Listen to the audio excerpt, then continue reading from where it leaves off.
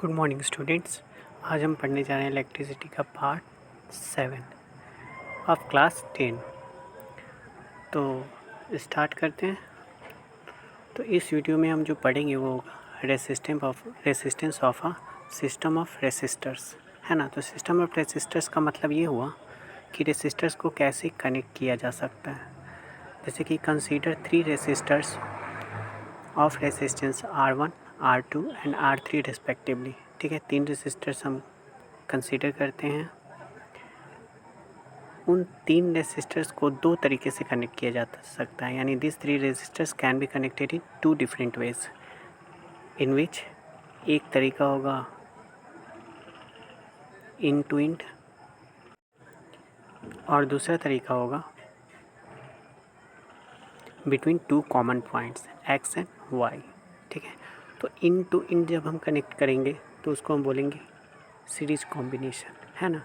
जैसे कि starting figure में जो ह्यूमन चेन बना हुआ था, तो वो क्या था, वो इन टू इन कनेक्शन था। ठीक है, तो इस लेक्चर में हम सीरीज कॉम्बिनेशन के बारे में ही पढ़ेंगे।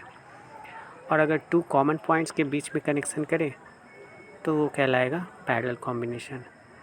एग्जाम्पल के लिए हम देख सकते हैं सीरीज कॉम्बिनेशन को। जैसे ये एक रेजिस्टर है, ठीक है। अब इसके एक एंड पे हम एक और रेसिस्टर लगा दी, फिर एक और रेसिस्टर लगा दिए। तो इस टाइप से जो कनेक्शन हुआ इसी को हम लोग बोलते हैं सीरीज कॉम्बिनेशन। यानी सीरीज कॉम्बिनेशन में हम रेसिस्टर्स को इन टू इंड कनेक्ट करते हैं। ठीक है, इसको R1 कहते हैं, इसको R2 कह लेते हैं और इसको क्या कह लेते हैं, R3। ठीक है, अब देखते हैं पैरेलल कॉम्बिनेशन। तो पैरेलल कॉम्बिनेशन में क्या है कि मान लीजिए कि एक रेसिस्टर है। अब ये जो है दूसरा रेसिस्टर है और ये जो है तीसरा रेसिस्टर है। अब यहाँ पे हम 2 पॉइंट कंसीडर करते हैं। एक पॉइंट हो गया ये और एक पॉइंट हो गया ये। इसको X कह देते हैं और इसको क्या कह देते हैं, Y। अब इन दोनों पॉइंट के बीच में एक रेसिस्टर तो है जो मिडल वाला है।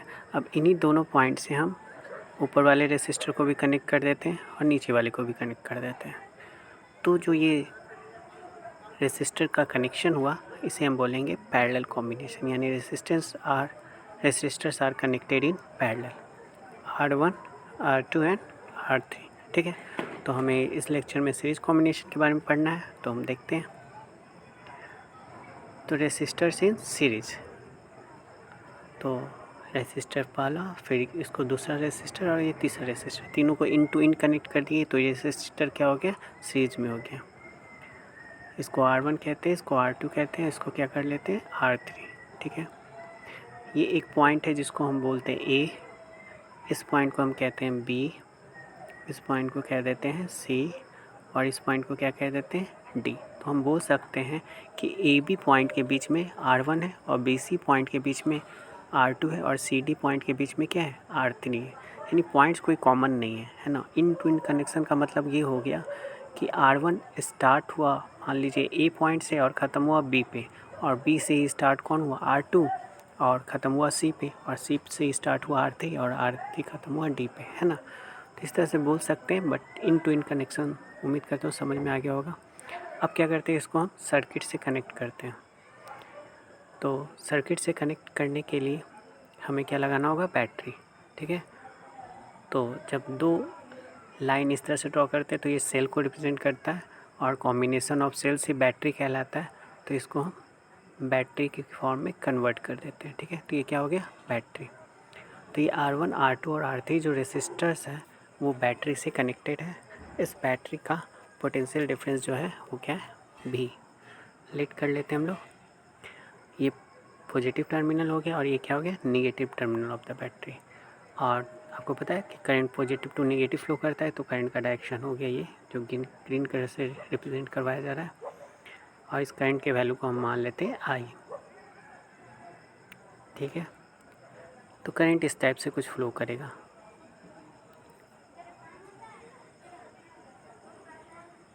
एक बार और देखिए, जैसे करंट यहाँ से स्टार्ट होगा पॉजिटिव टर्मिनल से और वही करंट निगेटिव टर्मिनल में इंटर करेगा, मतलब चार्ज फ्लो करेगा इस टाइप से कुछ। ठीक है, तो यहाँ से हमको एक पॉइंट पता चलता है जो हम आम मीटर लगा के देखते हैं। ठीक है ना, अब आम मीटर को हम क्या करते हैं, यहाँ पे रखते हैं, यहाँ पे कनेक्ट करते हैं। ठीक है, कुछ रीडिंग होता है उसको नोट करते हैं, फिर आम मीटर को यहाँ से हटाते हैं, यहाँ पे रखते हैं, फिर आममीटर करंट का रीडिंग देता है, उसको नोट करते हैं, फिर यहाँ से हटाते हैं, फिर आममीटर को यहाँ पे रखते हैं, फिर रीडिंग नोट करते हैं, फिर यहाँ से रिमूव करते हैं, फिर आममीटर को यहाँ रखते हैं और रीडिंग नोट करते हैं, फिर यहाँ से रिमूव करते हैं। तो हो क्या रहा है, इन ऑल द केसेस, सारे केसेस में आममीटर रीडिंग जो है सेम शो कर रहा है। और आपको पता भी चल रहा हो क्योंकि स्टार्टिंग में जो डायग्राम था उससे पता चल गया कि चार्ज सारे रेसिस्टर से same charge, same amount of charge flow कर रहा है, यानी सेम करंट प्रोड्यूस होगा, इसलिए आममीटर का रीडिंग भी क्या होगा, ऑल द केसेस सेम होगा। ठीक है, तो यहाँ पे जो ऑब्जर्वेशन हुआ आममीटर को प्लेस करने के बाद, वो ऑब्जर्वेशन ये था कि we observe that ammeter shows the same current irrespective of its position in the circuit. यानी आममीटर को कहीं भी रखो, किसी भी पोजीशन पे रखो, लेकिन उसका रीडिंग क्या आ रहा है, सेम आ रहा है इस सर्किट में। ठीक है, तो यहाँ से कंक्लूजन ये निकलता है कि जब भी रेसिस्टेंस को सीरीज़ में हम कनेक्ट करते हैं तो आममीटर यानी करंट जो है सारे रेसिस्टर से क्या होगा, सेम फ्लो करेगा, क्योंकि आममीटर का रीडिंग क्या है, सेम है। तो ये पहला कंक्लूजन बहुत इंपॉर्टेंट है। ठीक है, current flowing through all the resistors in is same in a series combination, यानी सीरीज कॉम्बिनेशन में सारे रेसिस्टर से जो करंट होगा वो क्या होगा, सेम होगा। चलिए अब नेक्स्ट देखते हैं हम लोग, फिर से इसी सर्किट को कंसिडर करते हैं। ठीक है, इस टाइम हम क्या करते हैं, हम वोल्ट मीटर कनेक्ट कर देते हैं, R1 रेसिस्टेंस के across V1 volt meter connect कर देते हैं और R2 के अक्रॉस दूसरा वोल्ट मीटर कनेक्ट करते हैं। मान लेते हैं कि V1 R1 का पोटेंशियल डिफरेंस है और V2 R2 का पोटेंशियल डिफरेंस है, जो रीडिंग लेने के बाद हमें मिलेगा। और वोल्ट मीटर को R3 के अक्रॉस कनेक्ट करते हैं। तो ये जो कनेक्शन हुआ वोल्ट मीटर का, यह क्या होता है, पैरेलल में होता है, इसलिए इस टाइप से कनेक्ट कर रहे हैं। अब टोटल पोटेंशियल डिफरेंस जो बैटरी प्रोवाइड कर रहा है वो क्या है, V। तो यहाँ पे जब हम ऐसा करते हैं तो जो ऑब्जर्वेशन हमें मिलता है वो ऑब्जर्वेशन क्या होता है, ऑब्जर्वेशन ये मिलता है कि we observe that the potential difference V is equal to the sum of potential differences V1 V2 plus and V3। यानी जो टोटल पोटेंशियल जो V बैटरी प्रोवाइड कर रहा है ना, वही क्या हो रहा है, वही तीनों रेसिस्टर में डिस्ट्रीब्यूट हो जा रहा है। मतलब बोलने का मतलब ये हुआ कि V जो है आ रहा है equal to V1 plus V2 plus V3। ठीक है, तो ये भी हमारे लिए बहुत इंपॉर्टेंट पॉइंट हो गया। तो total potential difference across a combination of resistors in series is equal to the sum of potential differences across the individual resistors, है ना। तो यहाँ पे 2 पॉइंट इंपॉर्टेंट है सीरीज़ कनेक्शन के बारे में। पहला कि सीरीज़ कनेक्शन में हर एक रेसिस्टर से करंट जो फ्लो करता है वो सेम फ्लो करता है, और दूसरा सीरीज़ कनेक्शन में जो इंडिविजुअल रेसिस्टेंस के अक्रॉस का पोटेंशियल डिफरेंस होता है, उनको ऐड करने के बाद हमें जो टोटल पोटेंशियल डिफरेंस मिलता है वो किसका होता है, बैटरी का। ठीक है ना। तो यहाँ पे हम इसलिए लिख सकते हैं कि V is equal to V1 plus V2 plus V3। दोनों पॉइंट इंपॉर्टेंट है, I सेम रहेगा और V क्या होगा, V को हम लिख सकते हैं V1 plus V2 plus V3, है ना। लेकिन टोटल सम जो होगा वो V होगा। ठीक है, अब आगे हम देखते हैं। नेक्स्ट अगेन हमारा जो सर्किट है वो यही है। अब इस सर्किट के थ्रू हम कुछ इक्वेशन कैलकुलेशन करते हैं। ठीक है, तो सबसे पहले क्या है, ये तीनों रेसिस्टेंस को मान लीजिए इनके इक्विवेलेंट एक रेसिस्टेंस हमको लगाना है। हमको 3 रेसिस्टर नहीं चाहिए, हमको एक ही रेसिस्टर चाहिए। तो हम इन तीनों को रिप्लेस करके एक सर्किट कुछ इस टाइप का चाहेंगे कि एक रेसिस्टर हो जाए लेकिन I और V क्या हो, सेम होगा। जिसका रेसिस्टेंस R हो लेकिन मेरे पास V और I क्या होना चाहिए, दोनों केस में सेम होना चाहिए। ठीक है, तो हमें एक ऐसा रेसिस्टर चाहिए जो क्या है, वो जो इन तीनों को रिप्लेस कर दे। इस रेसिस्टर को हम बोलते हैं R इक्विवेलेंट। ठीक है, तो अब हम निकालना चाहते हैं कि ये जो इक्विवेलेंट रेसिस्टेंस होगा इसका वैल्यू क्या होगा। ठीक है, तो उसको निकालने के लिए हम क्या करेंगे, इसको फर्स्ट सर्किट मानते हैं, इसको सेकंड सर्किट कहते हैं। अब लगाते हैं ओम्स लॉ, यानी applying Ohm's law in circuit 2। तो सर्किट 2 दिख रहा है आपको, V पोटेंशियल डिफरेंस है, I करंट है और R क्या है, रेसिस्टेंस। तो अगर यहाँ पे ओम्स लॉ लगाएंगे तो V इक्वल टू क्या होता है, IR। ठीक है, तो ये हो गया। अब हम क्या करेंगे, अब हम ओम्स लॉ लगाते हैं सेकंड सर्किट, फर्स्ट वाले में। ठीक है, नहीं फर्स्ट वाले में हम सेपरेटली लगाते हैं, यानी applying Ohm's law separately to the resistors to the 3 resistors in the circuit, है ना। 3 जो रेसिस्टर्स हैं उनमें सेपरेटली हमको ओम्स लॉ लगाना है। जैसे एग्जांपल के लिए अगर हम R1 रेसिस्टर्स की बात करें, R1 रेसिस्टर की, तो R1 रेसिस्टर के अक्रॉस अगर उसके थ्रू करंट फ्लो कितना कर रहा है अगर आपसे पूछा जाए तो वो I करंट फ्लो कर रहा है ना। और इसका पोटेंशियल डिफरेंस जो स्टार्टिंग में हम मेज़र किए थे वो क्या था, V1। तो हम R1 रेसिस्टर के लिए लिखेंगे V1 इक्वल टू IR1, है ना। उसी तरह हम R2 रेसिस्टर को देखें तो इसके थ्रू करंट कितना फ्लो कर रहा है, अगेन I, क्योंकि I तो सेम होता है सीरीज़ कनेक्शन में। और ये जो potential difference volt meter measure किया था वो तो क्या था, V2।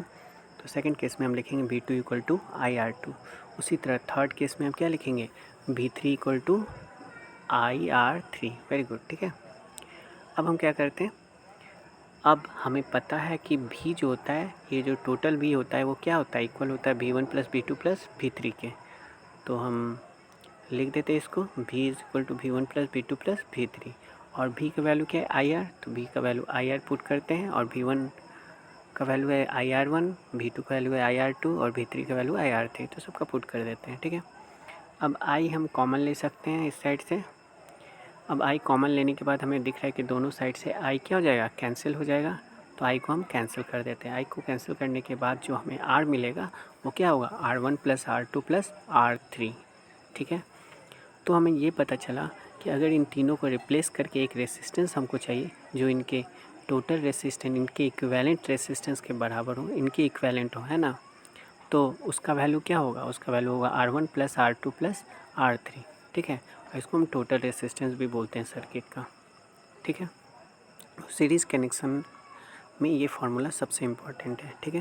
यानी 3 रेसिस्टर R1 R2 R3 अगर सीरीज़ में कनेक्टेड है तो उसका इक्विवेलेंट रेसिस्टेंस क्या होगा, R1 plus R2 plus R3, ठीक है। कुछ प्रॉब्लम बनाते हैं तो क्लियर हो जाएगा। चलिए, यहाँ नोट करने वाली बात ये है कि as equivalent resistance is the sum of all resistances in series. Equivalent resistance जो हम निकालें वो क्या है, sum of all resistances in series, ठीक है। तो इसका मतलब 3 रेसिस्टेंस को सम करके हम नया रेसिस्टेंस निकाल रहे हैं, ठीक है। तो ये कंफर्म है कि जो नया रेसिस्टेंस निकलेगा यानी जो इक्विवेलेंट रेसिस्टेंस होगा वो R1 से, R2 से या R3 से, तीनों से क्या होगा, बड़ा होगा। ये भी बहुत इंपॉर्टेंट पॉइंट है, ठीक है, इसको भी याद रखिएगा। अब हम एग्जांपल देखते हैं, न्यूमेरिकल सॉल्व करते हैं तो कॉन्सेप्ट और क्लियर होगा, ठीक है। तो an electric lamp whose resistance is 20 ohm and a conductor of 4 ohm resistance are connected to a 6 volt battery. Calculate the total resistance of the circuit, the current through the circuit, and third the potential difference across the electric lamp and conductor। तो पहले हम diagram देख लेते हैं। ये हमारे पास 4 ओम का resistor है, कंडक्टर है सॉरी, और ये जो है ये हमारे पास इलेक्ट्रिक लैम्प है, ठीक है। और ये बैटरी है, बैटरी कितने वोल्ट का है, 6 वोल्ट का, और लैम्प जो है वो 20 वोल्ट 20 ओम का। अब हम क्या करते हैं, आम मीटर कनेक्ट करते हैं। आम मीटर यहाँ पे रीडिंग के लिए, और सर्किट को कंप्लीट करती है। सर्किट आपके दिया हुआ है बुक में, ठीक है। तो अब इस सर्किट के अकॉर्डिंग हमें क्या करना है, हमें प्रॉब्लम को सॉल्व करना है। तो सबसे पहला जो प्रॉब्लम है वो देखते हैं। तो पहले तो करंट का डायरेक्शन आपको पता ही होगा, करंट का डायरेक्शन होगा पॉजिटिव टू नेगेटिव, यानी ये आई मान लेते हैं और ये आई मान लेते हैं, ठीक है। देखते हैं पहला प्रॉब्लम क्या है। पहला प्रॉब्लम ये है कि total resistance of the circuit, यानी आपको ये फाइंड करना है कि इस सर्किट का टोटल रेसिस्टेंस क्या है, ठीक है। तो ये तो बहुत सिंपल सा सवाल हो गया, ठीक है, क्योंकि 2 रेसिस्टर कनेक्टेड है सीरीज़ में, हमें पता चल गया, तो सिंपली ऐड कर देना है। तो हम लिखते हैं पहले we have resistance of the lamp, इसको हम R1 लेट करते हैं और ये कितना दिया हुआ है 20 ohm, and resistance of the conductor होगा, सॉरी लैम्प नहीं कंडक्टर होगा, and that R2 is equal to कितना दिए हुए 4 ओम, यानी R1 की वैल्यू हमारे पास 20 ओम है और R2 की वैल्यू कितनी है 4 ओम। अब हम therefore total resistance of the circuit, तो total resistance of the circuit है ना, पूरा रेसिस्टेंस क्या हुआ सर्किट का, that is R equal to R1 plus R2। तो हम लिख सकते हैं R1 की वैल्यू कितनी है 20 एंड R2 की वैल्यू कितनी है 4, तो 20 प्लस 4 दैट इज़ 24 ओम, ठीक है। यानी इस सर्किट का टोटल रेसिस्टेंस कितना हो गया 24 ओम। अब नेक्स्ट क्वेश्चन है the current through the circuit. तो करंट थ्रू द सर्किट यानी इस सर्किट के थ्रू कितना करंट फ्लो कर रहा है। तो उसके लिए हम क्या करेंगे, इसको एक इक्विवेलेंट सर्किट में कन्वर्ट कर देते हैं पहले, ठीक है।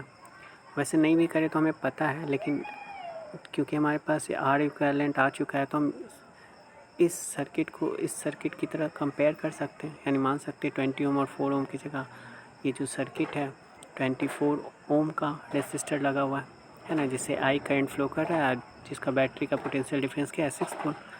तो अब यहाँ से करंट निकालना बहुत आसान हो गया, क्योंकि अब हमारे पास जो डेटा है वो क्या है, वी है potential difference across the two terminals of the battery, यानी भी की वैल्यू 6 वोल्ट है, और इक्विवेलेंट रेसिस्टेंस यानी आर क्या है 24 ओम, और फ्रॉम ओम्स लॉ हम आई इक्वल टू क्या लिख सकते हैं, वी बाई आर, है ना। और आई क्या होगा, करंट थ्रू द सर्किट। याद रखिए अगर करंट थ्रू द सर्किट निकालना है, कंप्लीट सर्किट, तो हमें इक्विवेलेंट रेसिस्टेंस निकालना ही होगा, ठीक है। तो आई इक्वल टू हो गया वी बाई आर, बी का वैल्यू कितना है 6 और आर का वैल्यू 24। अब इसको सॉल्व करेंगे तो ये हो जाएगा 6 4 जा 24 एंड दैट इज़ 1/4, यानी ये हो जाएगा 0.25 एम्पियर, ठीक है। अब आगे बढ़ते हैं, नेक्स्ट देखते हैं the potential difference across the electric lamp and conductor, यानी हमारे पास इलेक्ट्रिक लैम्प और कंडक्टर था, अब उसके बीच का हमको पोटेंशियल डिफरेंस देखना है, ठीक है। दोनों का पोटेंशियल डिफरेंस देखना है, ठीक है। तो पोटेंशियल डिफरेंस मेजर करने के लिए वोल्ट मीटर कनेक्ट किया जाता है पैरेलल में, बट यहाँ तो हमें सिर्फ कैलकुलेट करना है। तो मान लेते हैं कि 4 ओम के अक्रॉस जो पोटेंशियल डिफरेंस है वो V2 है, और 20 ओम के अक्रॉस जो पोटेंशियल डिफरेंस है वो क्या है, वो V1 है, ठीक है। और हमें आई की वैल्यू पता है ना, आई हमें पता है कि 4 ओम के अक्रॉस आई कितना फ्लो कर रहा है, 20 ओम के अक्रॉस आई कितना फ्लो कर रहा है। इनफैक्ट दोनों केस में सेम है, क्योंकि करंट तो सीरीज में सेम होता है। तो यहाँ पे हम लिखेंगे applying Ohm's law to the lamp. Lamp में अगर ओम्स लॉ लगाते हैं, ठीक है, तो हम क्या लिख सकते हैं, V1 equal to I R1, है ना। क्योंकि V1 हमने सपोज किया इसका पोटेंशियल डिफरेंस है इसके अक्रॉस, आई करंट इससे फ्लो कर रहा है, R1 इसका क्या है रेसिस्टर, यानी वैल्यू पुट करेंगे तो आई का वैल्यू 0.25 था जो 1/4 था, तो 1/4 से कैलकुलेट करना आसान होगा। तो 1/4 आई का वैल्यू पुट करेंगे और R1 का वैल्यू क्या पुट करेंगे 20 ओम। अब 4 से 20 कैंसिल हो जाएगा, दैट इज़ 5 टाइम्स, तो रिज़ल्ट आ जाएगा 5 वोल्ट, ठीक है। यही अगर हम सेकंड केस में देखें तो applying Ohm's law to the conductor, है ना, जो 4 ओम का कंडक्टर है उसके अक्रॉस अगर हम ओम्स लॉ अप्लाई करते हैं तो हम लिखेंगे V2 equal to I R2, ठीक है। V2 इसके अक्रॉस का पोटेंशियल डिफरेंस हुआ, आई जो करंट इससे फ्लो कर रहा है, R2 इसका रेसिस्टेंस। तो आई इक्वल टू हो जाएगा 1/4 और R2 इक्वल टू हो जाएगा 4 एंड 4 कैंसिल हो जाएगा, तो हमारे पास बचेगा 1, दैट इज़ 1 वोल्ट, ठीक है। तो सॉल्व हो गया प्रॉब्लम। अब हम आगे बढ़ते हैं और नेक्स्ट प्रॉब्लम सॉल्व करते हैं, ठीक है। ये भी एनसीईआरटी का क्वेश्चन है, इसमें कुछ करना नहीं है, इसमें सिर्फ डायग्राम बनाना है। ड्रॉ ये schematic diagram of a circuit consisting of a battery of 3 cells of 2 volt each, a 5 ohm resistor and 8 ohm resistor and a 12 ohm resistor and a plug key all connected in series, ठीक है। तो कैसे diagram बनाया जाए, तो diagram बनाने के लिए सबसे पहले तो हम सेल बना लेते हैं, ठीक है। तो ये तो हमारा सेल हुआ, ठीक है, और ये जो सेल जो बना है वो 2 वोल्ट का है, ठीक है। इसी को और हम प्रोड्यूस कर देंगे तो ये क्या हो जाएगा, हमारा बैटरी बन जाएगा। तो ऐसा 3 है, ठीक है, 2 वोल्ट, हर एक का वैल्यू कितना है 2 वोल्ट, तो 2 + 2 + 2 यानी टोटल बैटरी का पोटेंशियल डिफरेंस हो जाएगा 6 वोल्ट, ठीक है। अब रेसिस्टर कनेक्ट करते हैं तो पहला रेसिस्टर जो है वो कितने ओम का है 5 ओम का, दूसरा रेसिस्टर कितने को ओम का 8 ओम का, और तीसरा क्या है 12 ओम। तो इस तरह से सीरीज़ में हम रेसिस्टर को कनेक्ट कर दिए। अब हमें क्या चाहिए, ये प्लग की चाहिए, तो यहाँ पे हम प्लग की लगा देंगे, पहले कनेक्ट कर लेते हैं, ये प्लग की हो गया, और सर्किट को कंप्लीट कर लेते हैं, ठीक है। अब प्लग की ऑन करते हैं, ये बैटरी का वैल्यू कितना हो गया 6 वोल्ट, क्योंकि 2 + 2 + 2 कितना हो गया 6 वोल्ट, ये बताया जा चुका है। इसको हम नोट भी कर लेते हैं, there are 3 cells of 2 volt each, therefore potential difference across the battery is 6 volt, है ना, 2 + 2 + 2 कितना हो गया 6। अब हम स्विच ऑन करते हैं, ठीक है, तो करंट का डायरेक्शन हमें पता चल रहा है, तो आई हो गया, ठीक है। तो ये हमारा डायग्राम कंप्लीट हो गया, ठीक है। तो डायग्राम जो बनाना था हो गया। हम आगे बढ़ते हैं, नेक्स्ट क्वेश्चन देखते हैं। नेक्स्ट क्वेश्चन उसी डायग्राम से रिलेटेड है। Would I redraw the circuit of previous question, putting in an ammeter to measure the current through the resistors and a voltmeter to measure the potential difference across the 12 ohm resistor? What would be the readings in the ammeter and voltmeter? ठीक है, तो हमें उसी question को फिर से draw करना है और इस बार आममीटर और वोल्टमीटर दोनों लगाना है, ठीक है। तो आममीटर तो कनेक्ट करना है सर्किट का करंट मेजर करने के लिए, तो उसको तो सीरीज़ में लगाएंगे, और वोल्ट मीटर कनेक्ट करना है 12 ओम रेसिस्टर के बीच में, ठीक है। तो यहाँ पे आप देख सकते हैं कि आम मीटर अभी नहीं कनेक्टेड है, मान लीजिए, ठीक है। तो आम मीटर जो है उसको सीरीज़ में कनेक्ट करना होता है, ठीक है, जिस भी सर्किट के अक्रॉस हमें करंट मेजर करना है, इसलिए आम मीटर को हम यहाँ पे कनेक्ट करें, जो कि सीरीज़ कनेक्शन हुआ, ठीक है। अब ये सर्किट कंप्लीट हो चुका है। अब हमें वोल्ट मीटर कनेक्ट करना है, तो वोल्ट मीटर पैरेलल में कनेक्ट होगा, और किसके अक्रॉस कनेक्ट करना है, 12 ओम रेसिस्टर के अक्रॉस। तो 12 ओम रेसिस्टर के अक्रॉस हम क्या करते हैं, वोल्ट मीटर कनेक्ट करते हैं। पहले साइन देख लेते हैं, पॉजिटिव नेगेटिव, और पॉजिटिव नेगेटिव आम मीटर को जब कनेक्ट करते हैं तो साइन लिख देना चाहिए। तो करंट आई का डायरेक्शन हो गया। अब वोल्ट मीटर कनेक्ट करें, तो वोल्ट मीटर 12 ओम रेसिस्टर के अक्रॉस कनेक्ट करेंगे पैरेलल में, तो इस टाइप से कनेक्शन हो जाएगा, ठीक है। तो ये कनेक्शन तो हो ही गया, ठीक है, यहाँ पॉजिटिव नेगेटिव हो गया। तो यहाँ हमें ये बात तो पता है कि we will connect ammeter in series to the circuit and voltmeter in parallel to the 12 ohm resistor, ठीक है। अब हमें वैल्यू रीडिंग फाइंड करना है आम मीटर और वोल्ट मीटर का। आम मीटर का रीडिंग इसका मतलब करंट का वैल्यू, वोल्ट मीटर का रीडिंग यानी 12 ओम रेसिस्टर के अक्रॉस पोटेंशियल डिफरेंस क्या है वो फाइंड करना है, ठीक है। तो फाइंड करते हैं। तो reading of the ammeter, तो reading of the ammeter के लिए सबसे पहले इस डायग्राम को फिर से ड्रॉ करते हैं, ठीक है। फिर हम इसको रीड्रॉ करते हैं इसके इक्विवेलेंट डायग्राम में, है ना। तो ये आई करंट फ्लो कर रहा है, 6 वोल्ट का बैटरी है, और आर क्या हो गया, इन सारे रेसिस्टेंस को रिप्लेस करके एक रेसिस्टेंस लगाया जाए जो कि आर इक्विवेलेंट, तो वो हो गया आर, ठीक है। जैसा कि अगर करंट थ्रू द सर्किट निकालने आएगा कभी भी, तो हमें आर इक्विवेलेंट निकालना ही होगा, ठीक है। आर इक्विवेलेंट निकालना बहुत आसान है। तो हमारे पास जो वैल्यू है उसको कलेक्ट कर लेते हैं। पोटेंशियल डिफरेंस कितना है, बी 6 वोल्ट बैटरी, R1 की वैल्यू 5 ओम ले लेते हैं, R2 8 ओम एंड R3 12 ओम, ठीक है। तो आर इक्विवेलेंट कितना हो जाएगा, और let reading of the ammeter be I, यानी आर्म मीटर के अक्रॉस जो करंट फ्लो कर रहा है उसको हम आई ले लेते हैं, ठीक है। तो नाउ इक्विवेलेंट रेसिस्टेंस है ना, जो आर है वो क्या होगा, R1 + R2 + R3। तो R1 की वैल्यू है 5, R2 की वैल्यू है 8 और R3 की वैल्यू है 12। अब ऐड करेंगे तो कितना होगा 25 ओम, क्लियर है। तो इक्विवेलेंट रेसिस्टेंस निकल चुका है। तो अब हमें क्या करना होगा, बस ओम्स लॉ अप्लाई कर देंगे फ्रॉम ओम्स लॉ, है ना, इस वाले छोटे वाले सर्किट में, है ना। तो छोटे वाले सर्किट में अगर ओम्स लॉ अप्लाई करते हैं तो V = I = क्या होता है, B/R, यानी V = I R, तो I = V/R, हमें I ही निकालना है।